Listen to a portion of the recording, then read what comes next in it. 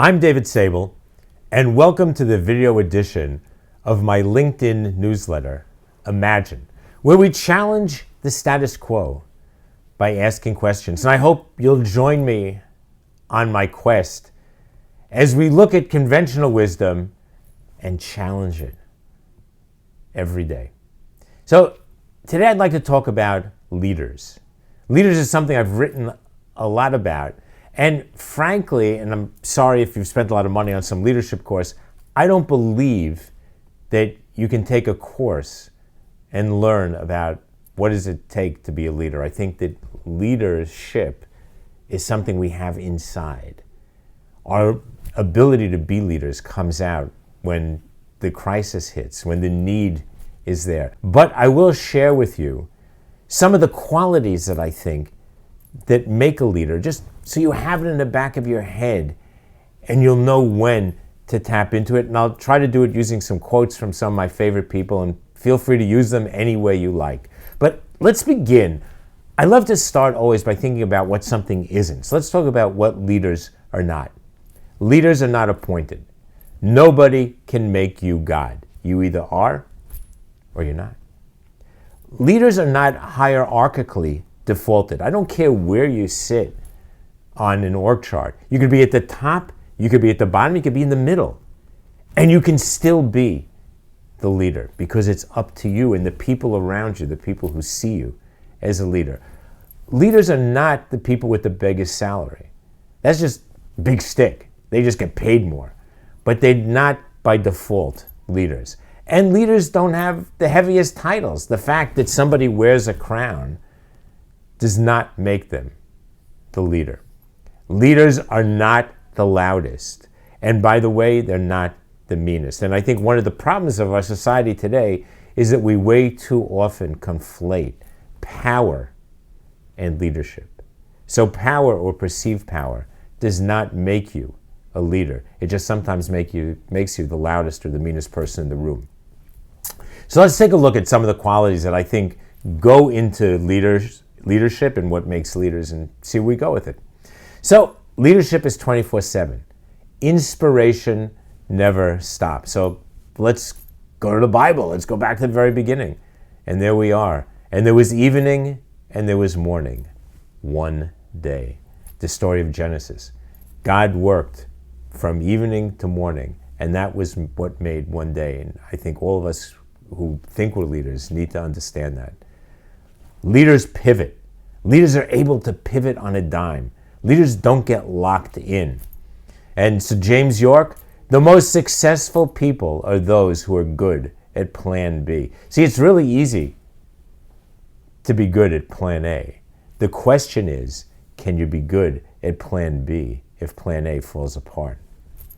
Sometimes leaders just need to take the leap. And you're standing at the edge of the cliff, like Butch Cassidy and the Sundance Kid. And you look down and you have the guys chasing you and they're going to shoot you and kill you, or you can jump off the cliff and it kills you. So here's their banter. All right, I'll jump first. No, then you jump first. No, I said. What's the matter with you? I can't swim. Are you crazy? The fall will probably kill you. They jump. Oh, shit! Leaders, you jump and yell, oh shit. Leaders have to be uncomfortable. So I'm asking, how uncomfortable are you? If you don't feel uncomfortable most of the time, then you're not a leader. You're not showing your leadership. Oscar Wilde, an idea that is not dangerous is unworthy of being called an idea. Good ideas have to feel a little bit dangerous. If you keep getting on the same train and it keeps going to nowhere, you don't have anybody to blame but yourself. And Einstein said it best, insanity, doing the same thing over and over again, expecting different results. Positivity, exuding positivity is critical for all leaders. And I love this one from Edison. I have not failed. I've just found 10,000 ways that won't work. So imagine that in your meeting today. I haven't failed. Don't blame other people. Don't blame yourself. Just know that you just found 10,000 ways that won't work, but you will find one that will. Warning signs are important. And I call it warning signs of success. And I'll tell you why.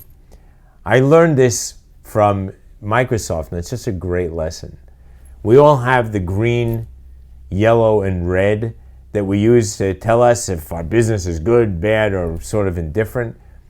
So one of the Microsoft leaders said, you know what, the problem with the green, yellow, red, it's like a watermelon. Beautiful green rind on the outside.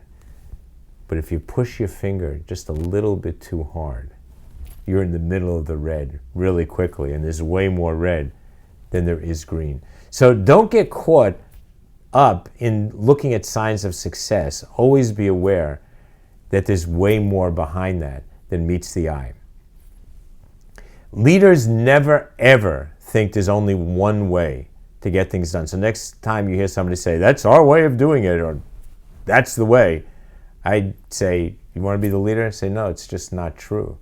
And as the old Chinese proverb says, there are many paths to the top of the mountain, but the view is always the same. So you can solve that problem in many different ways, but don't ever think there's only one way, because if it's blocked, you'll never get to see that view. Always challenge yourself. Is it real? Is what you're thinking real? Can it actually get done? Is it just your idea, your ego? Can you really, really see the idea in action? So I love this. An idea that is developed and put into action is more important than an idea that exists only as an idea. So no matter how good that idea is, if you can't see it in action, don't bother.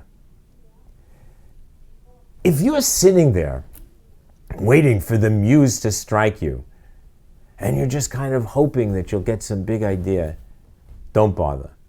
Because the muse doesn't just strike. You can't wait for inspiration.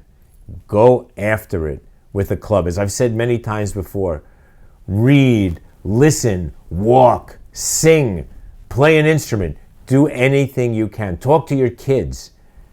Don't wait for inspiration. You got to go after it with a club, and hard. Some people confuse leadership with convolution. Think big convoluted ideas show somehow that you're a leader, or somehow show leadership. Fact of the matter is, simplicity of thought, use, design, and most importantly, simplicity of solution are, to me, what defines a true leader. So when a thought is too weak to be expressed simply, reject it. Get rid of it. Because if you can't use an idea, if you as the leader are unable to give that idea over as simply as possible, don't even bother.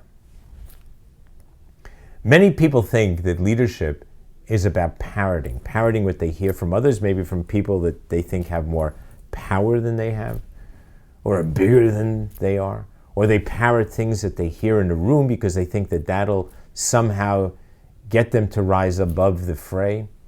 So let's look at Shakespeare, because he dealt with this in a beautiful way. Hamlet, one of my favorite plays. Hamlet says, "Do you see yonder cloud that's almost in the shape of a camel?" And Polonius says, "By the mass, and 'tis like a camel indeed." And Hamlet says, "Methinks it is like a weasel." And Polonius says, "It is backed like a weasel." And Hamlet says, "Or like a whale?" And Polonius says, "Verily, very like a whale." Don't get caught in that trap. Don't follow and be a parrot. Be original. Do you think that leadership is that the big fish eat the little fish, and somehow that shows that you're at the top of the evolutionary chain? Darwin. In the long history of humankind, and I added animal kind too, those who learn to collaborate and improvise most effectively have prevailed. So if you are a collaborator and you know how to improvise, if you're all about ingenuity, you will prevail. But if you think it's the big fish versus the little fish, just like check out the cockroaches that are running around, because somehow they managed to survive when so many bigger have not. Floating along is never a strategy. Just going with the flow doesn't work. It's not leadership. Never forget that only dead fish swim with the current. One of my favorite quotes. Sometimes it's just amazing to think about how an idea can change the world. One simple idea. But sometimes you need to think of it in a different way. So Milton Berle once said, we owe a lot to Thomas Edison, created the light bulb. We owe a lot to Thomas Edison. If it wasn't for him, we'd be watching television by candlelight. I kind of like that. Television by candlelight. Big idea. Innovation can come from the front, it can come from behind, it can come from above, it can come from below, it can come from all over. Jobs said innovation distinguishes between a leader and a follower. In fact, it does. But sometimes the leader is not at the top of the heap. Sometimes the leader is actually in the middle. So you can be the leader and be the innovator, but it makes no difference where you sit. Just be the innovator. Transparency is critical. Transparency in leadership means many, many things, but there is very, very critical to being a true leader. And I love this one. A leader is best when people barely know he exists. When his work is done, his aim fulfilled, they will say, we did it ourselves. True leaders don't get caught in owning their own ideas. By being as transparent as you can, you bring everybody else into the process and make sure that everybody is part of it and owns the idea. If you think leadership is about being the boss, give it up. People ask the difference between a leader and a boss. The leader leads and the boss drives. Lead, don't drive. Truth matters. Sometimes you wouldn't think so, but again, I think that's the difference between leader and power, being a leader and just somebody who thinks they're powerful. To be persuasive, we must be believable. To be believable, we must be credible. And to be credible, we must be truthful. Believability, credibility, truthfulness distinguish leaders from everyone else. Aim for happiness. If true leaders don't want people to be miserable, they want them to be happy. So happiness is when what you think, what you say, and what you do are in harmony. So if you can make that harmony work for yourself, believe me, it'll work for others as well. And people will relate to it and be part of it. And you will, in fact, be the leaders. Leaders stick to their guns. Success is more permanent when you achieve it without destroying your principles. Never give up your principles. Change your ideas by all means. Have plan A, B, C, and D. Planning is critical. But stick to your principles. That makes a difference. And be a source of trust. If you don't have trust inside your company, then you can't transfer it to your customers. Get it? If you don't have trust, if you don't trust the people around you, if you don't create an atmosphere of trust, your customers and your clients won't trust you either, because they'll feel it, they'll understand it. Never be complacent.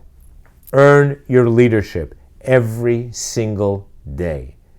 Leadership is not a badge. You have to earn it every single day. Good debate, real debate at the beginning is way more important than having consensus at the end. See, it's easy to drive consensus if you don't have debate, because people just assume that you don't want debate. A good leader can engage in a debate frankly and thoroughly, knowing that at the end, he and the other side must be closer and thus emerge stronger. You don't have that idea when you are arrogant, superficial, and uninformed. Think about that. Follow me down. Always have to follow a leader any place. Leadership is just hard to define. And good leadership, even harder. But if you can get people to follow you to the ends of the earth, you are a great leader. And I think back on the leaders that I knew and the people that I would follow to hell and back, and there weren't all that many, but there were enough in my life to have inspired me and to help me at least understand what makes a great leader. So ask yourself the same question. Leaders never ever give up. Remember Arnold? I'll be back. Always. Leaders are always back. And we wake up every day ready to lead. If you want to be a leader, you wake up every day ready to lead. And this is my quote. Do it big or stay in bed. Every day I wake up and I think about what do I have to accomplish and what can I do to help change the world and make a difference for myself, for my family, for the people I work with, for society maybe, if I'm that lucky. And if I can't think of something, if I can't challenge myself, then I might as well just go back to sleep. So do it big or stay in bed. And remember, leaders are made. They're not taught. You can be a leader. You have it deep inside you. You have to let it out. So think about the quotes, think about some of the things that I said, and challenge yourself. Ask yourself the questions. Thank you for joining me on the video edition of Imagine. And I hope that I inspired you to ask questions, and maybe together we can challenge the status quo.